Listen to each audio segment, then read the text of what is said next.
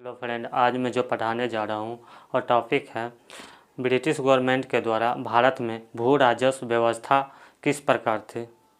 भारत में वो कर वसूलने के लिए डिफरेंट टाइप के अपना कर व्यवस्था यहाँ पे लागू करते रहते थे। जब सबसे पहले वारेन हास्टिंग ने यहाँ पे आए थे तो उसने इज़्ज़तदारी प्रथा का एक कर लगाया था। उसके बाद धीरे धीरे वो सफल नहीं रहा।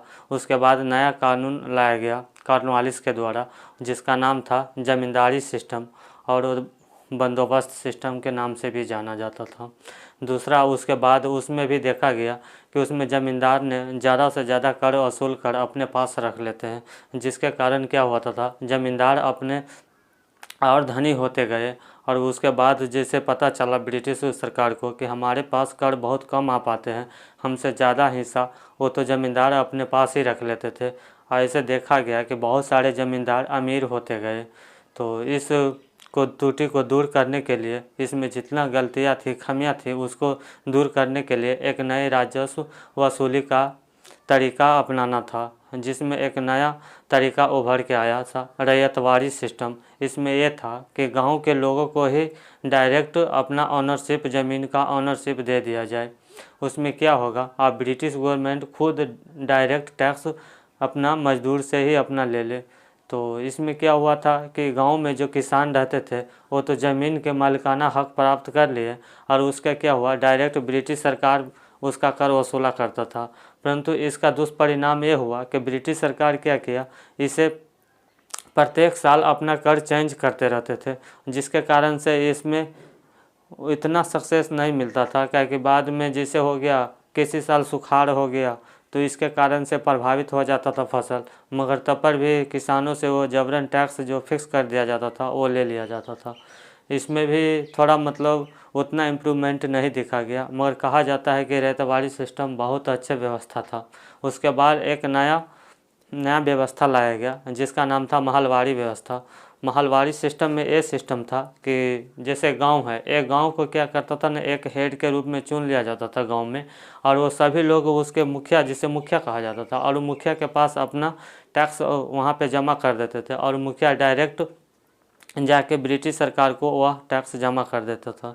तो चलिए देखते हैं कि तीनों व्यवस्था किस प्रकार था और भारत में कहाँ कहाँ यह व्यवस्था लागू था।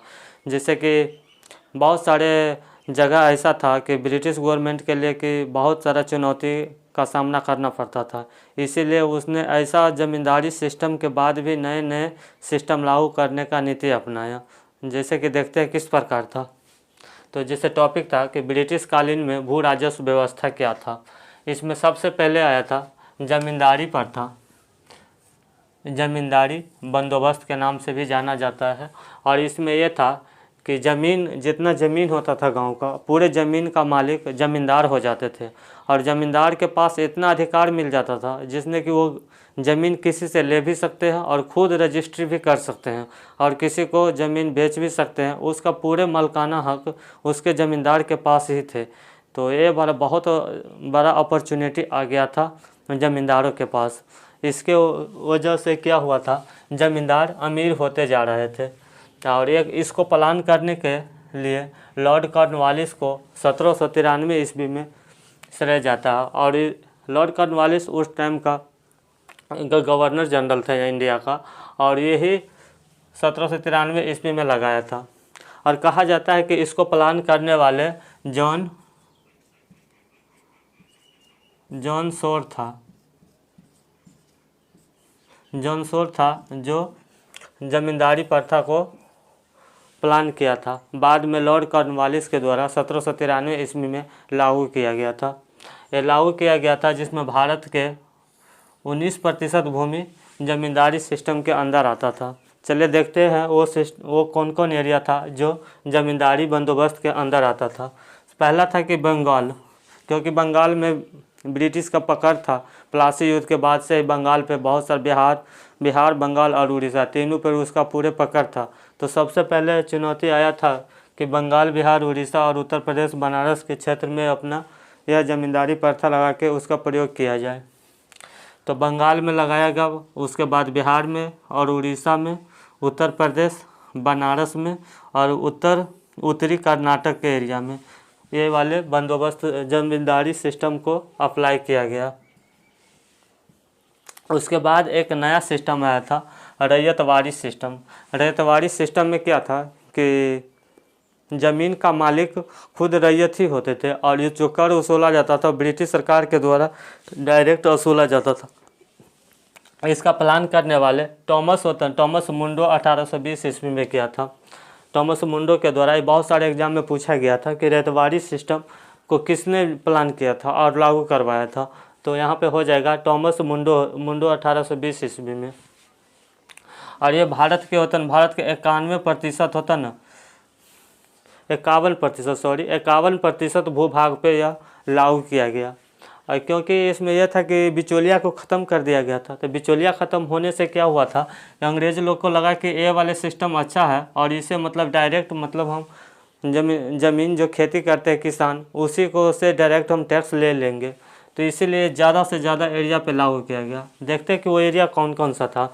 तो उसमें क्या था, बॉम्बे प्रेसिडेंसी का एरिया था, मद्रास प्रेसिडेंसी का एरिया था और असम का एरिया था। इस भागों में लार्ज स्केल पे रैयतवाड़ी सिस्टम का प्रयोग किया और ये सफल भी रहा।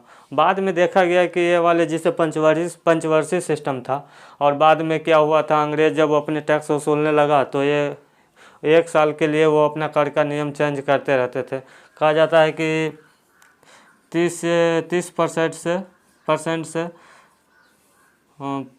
लगभग 65% तक का कर लगाते थे ये लोग रैयतवाड़ी सिस्टम में, और ये दिन पर दिन बढ़ाते ही जाता था। तो ये बहुत मुश्किल होते जाता था किसान के लिए। वो भी बहुत सारे इतिहासकार के मत में था कि ये अच्छा है, बहुत सारे के मत में था कि ये उतना अच्छा प्रूफ नहीं हुआ, मगर ज़्यादातर इतिहासकार इसको अच्छा मानते थे।